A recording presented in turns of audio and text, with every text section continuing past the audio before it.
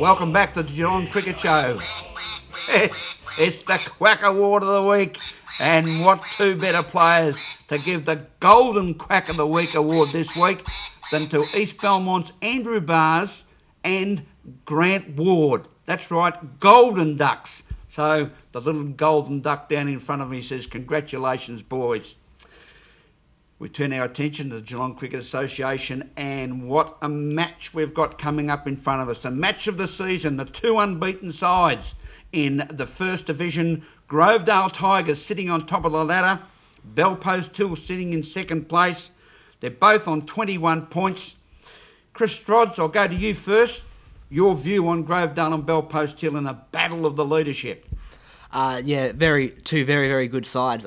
Bellpost Hill picked up a few quality players this year, Simon Anderson, Alex Cairns, and Grovedale, they've been up the top for years now. Got the quality players in Cheetahs, Kelson, and so forth, but it'll be an extremely high quality game.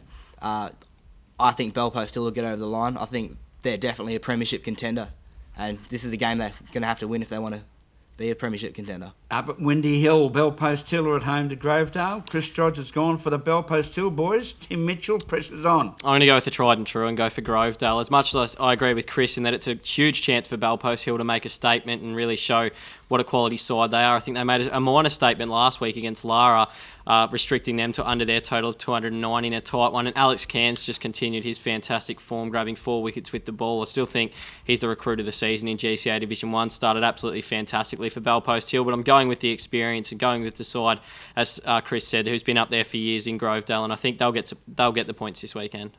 The other match that will draw a lot of attention is the game between 5th place South Barwon and 6th place Lara.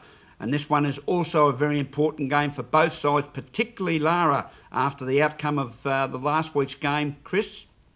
Tim, should I say? Well, Lara have lost a couple of tight ones this season, and they lost a tight one, as I said, last weekend against Bellpost Hill. Chris Banbury, who batted fantastically again, went so close to batting his side into a winning position against Bellpost Hill. He'll be pretty keen to have his boys up and about against South Barwon. I think Brad Hornstein was another guy who led from the front as well. So you've got Banbury leading from the front for Lara, Brad Hornstein doing it for South Barwon last weekend in their victory over Leopold. And while the two form lines are contrasting, South Barwon coming in off a win and Lara off a loss, I think Lara will turn that form around and get a victory with the form they have displayed over the first 3 or 4 rounds. We're watching footage at the present time between the match between Newtown and Chewell and Geelong City Sharks last Saturday afternoon. They didn't get it on until very late because of the wet weather that we'd occurred on the Friday night and no covers being put down, but it was an outcome where Newtown and Chewell went down comfortably to Geelong City. Geelong City now take on St Joseph's, who are in absolute excellent form today. Can City Sharks bound back with a bite, Tim? I can't see Geelong City continuing other form they showed last weekend against Newtown and Chewell. There's just too much quality in that St Joseph's side, and the big win that they had last weekend, I think, is going to be the win that kickstarts St Joseph's and really pushes them towards a top 2 or 3 spot towards the end of the season. So much quality in that side, and I think it really is a side that they'd feel that they'd underachieved towards the end of the season if they're not pushing for that top 2 or 3 spot, St Joseph's. Chris Strodds, your very important view? I can't go past Joey's. Geelong City, been cellar dwelling for a couple of years now. They do have some quality players, but yeah, as Tim said, Joey's is all class, and I think they'll win pretty comfortably.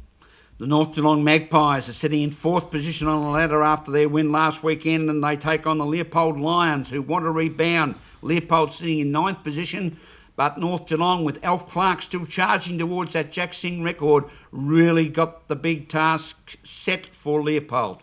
Yeah, I'm liking what North Geelong are doing towards the start of the season. Obviously, they'll be pretty keen for Alf to knock off that record as soon as possible, so that becomes a little bit less of a distraction. I don't know how much it obviously is affecting them, the record for Alf Clark, but they're playing some really good cricket out there as well. Leopold have been a side that have had a few competitive losses to start the season, so they'll be pretty keen to turn that form around. But I think on the form that North Geelong displayed last weekend against Manifold, to knock them over and defend 150 with Brad Scan bowling so fantastically, I can't go past the Magpies to register another win and cement that spot in the top 6.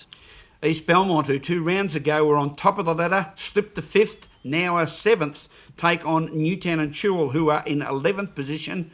These two sides always play a tough game against each other, and one would think that East Belmont would want to rebound with a big effort in this particular game, Tim. They certainly will. Where they were keen for some retribution from last week, obviously with Hamish McDonald coming out and scoring 100. Sean Hooley got a 50 as well, but then no one else for East Belmont registered double figures. So they'll be really disappointed in their effort, the East Belmont batsmen, and be really keen to atone for that this weekend. For that reason, with retribution on their minds, I think East Belmont will secure a victory over the next couple of weekends of action, and it's pretty tough to see our Newtown getting a victory in that one, the two Blues.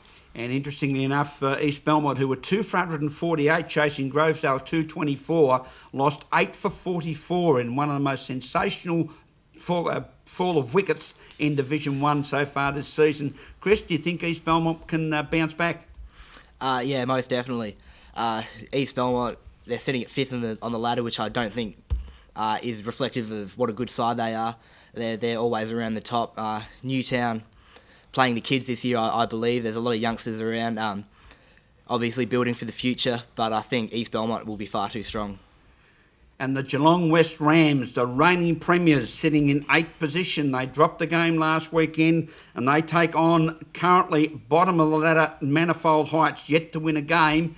Can the Rams take one for round 5 in the Geelong Cricket Association? I don't think they will. I'm tipping Manifold Heights, a team that came up last year to knock off last year's premiers. I don't think that the form that Geelong West displayed, despite all the talent that they've got in their side, we know about how good a guy like Glenn Tallarico is and how well he normally leads from the front for Geelong West. But I think Manifold Heights are just edging closer and closer to that first win. They have been extremely close in a few of their games so far this season. I'm going to tip an upset and say Manifold Heights will win their first game.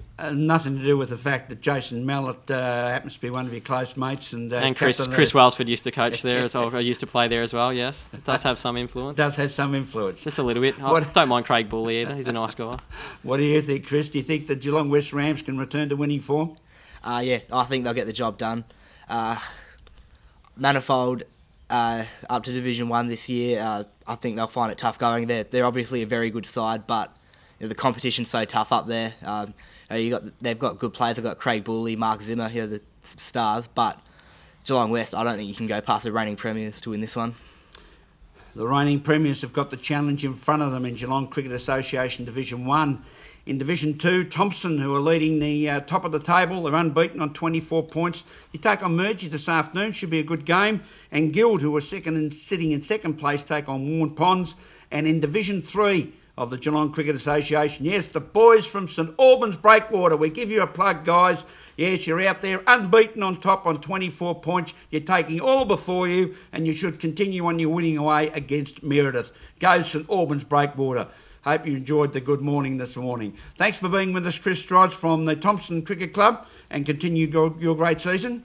Thanks very much, Graham. And to Tim Mitchell, enjoy your afternoon, whether you be wicket-keeping, batting or bowling for your beloved Bowen Heads. Oh, thanks, Graham. Yeah, certainly will enjoy the afternoon. Just before we go, I want to warn Strodsy too that Duck Award, the person that normally sits in that chair gets a duck. So make sure you get that first run, Strodsy, on the weekend. And wish you all the best with that too, mate. All the best out there today.